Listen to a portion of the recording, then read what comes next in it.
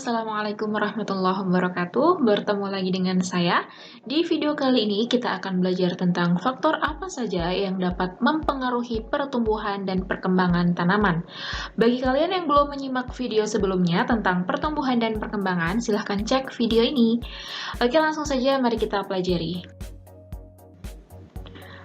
Oke, di antara kalian, adakah yang suka bercocok tanam atau suka mengkoleksi tanaman hias? Nah, kalian harus tahu ada dua faktor yang mempengaruhi pertumbuhan dan perkembangan tanaman kalian. Jika kalian tidak memperhatikan faktor ini, bisa jadi tanaman kalian kurang dapat tumbuh dengan baik. Nah, faktor yang pertama adalah faktor eksternal yang merupakan faktor yang berasal dari luar tubuh tumbuhan. Dan faktor yang kedua adalah faktor internal yang merupakan faktor yang berasal dari dalam tubuh tumbuhan itu sendiri. Sekarang kita bahas mengenai faktor eksternal terlebih dahulu. Nah, faktor eksternal ini antara lain adalah zat hara atau nutrisi, cahaya, air, suhu, oksigen, dan kelembapan. Nah, yang pertama adalah zat hara atau nutrisi. Nah, semua makhluk hidup membutuhkan makanan atau nutrisi untuk sumber energi. Zat hara terdiri dari unsur makro dan unsur mikro. Unsur makro adalah zat yang dibutuhkan tanaman dalam jumlah yang besar, yaitu karbon, oksigen, hidrogen, nitrogen, sulfur, fosfor, kalium, dan magnesium. Sedangkan unsur mikro adalah zat yang dibutuhkan tanaman dalam jumlah yang sedikit, yaitu besi, klor, tembaga, seng, molibdenum, boron, dan nikel. Keadaan fisiologis berupa kekurangan elemen makro atau mikro disebut defisiensi. Defisiensi yang terjadi pada tumbuhan akan berpengaruh terhadap proses pertumbuhan. Nah, contohnya kalian bisa lihat di sini. Jika tanaman kekurangan Fe atau besi, maka daun muda akan tumbuh berwarna kuning dan putih. Batang pendek menipis. Hal ini disebabkan karena Fe berfungsi untuk sintesis atau pembentukan klorofil. Jadi bisa kalian bayangkan ketika tanaman ini kekurangan zat besi, maka klorofil ini akan tidak terbentuk atau mungkin jumlahnya akan sangat sedikit sekali sehingga daun mudanya akan berwarna kuning atau putih, gitu ya. Selanjutnya, jika tanaman kekurangan magnesium atau nitrogen, maka daun akan berwarna kuning. Hal ini juga disebabkan karena magnesium dan nitrogen merupakan komponen penyusun klorofil. Jika tanaman kekurangan fosfor, maka tanaman akan mengalami kekerdilan, daun berwarna gelap atau pigmentasi hijau tua, dan berguguran. Nah, selanjutnya adalah yang kedua, yaitu cahaya. Cahaya merupakan sumber energi dalam proses fotosintesis.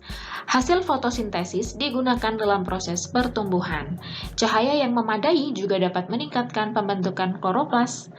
Jika tanaman memperoleh cahaya yang sedikit, maka pertumbuhan akan lebih cepat, tetapi abnormal atau tubuh tanaman tersebut lemah.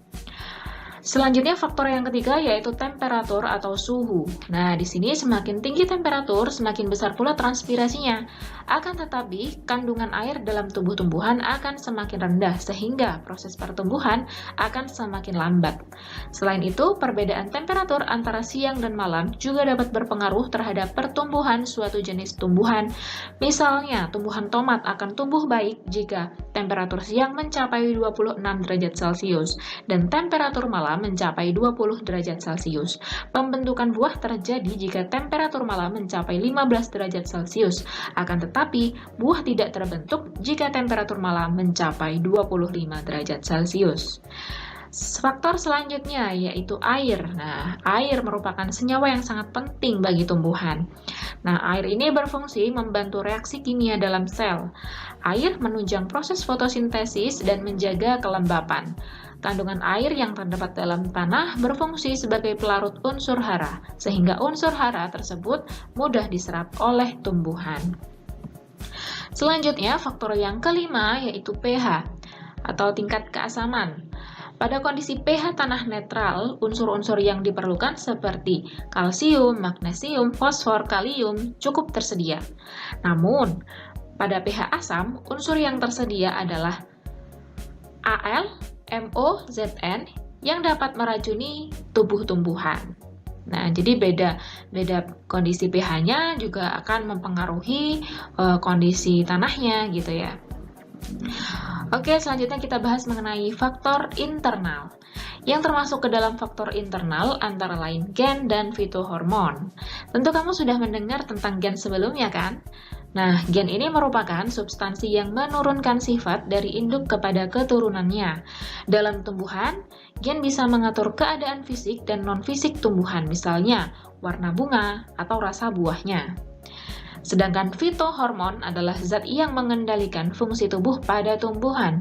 Nah, contoh fitohormon ini bermacam-macam, antara lain auksin, giberelin, sitokinin, asam absisat, etilen, traumalin, dan kalin.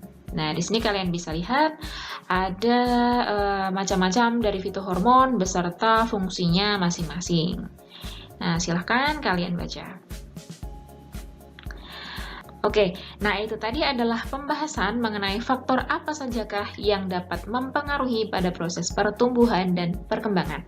Semoga penjelasan ini dapat bermanfaat untuk kalian. Semangat belajar. Saya akhiri. Assalamualaikum warahmatullahi wabarakatuh.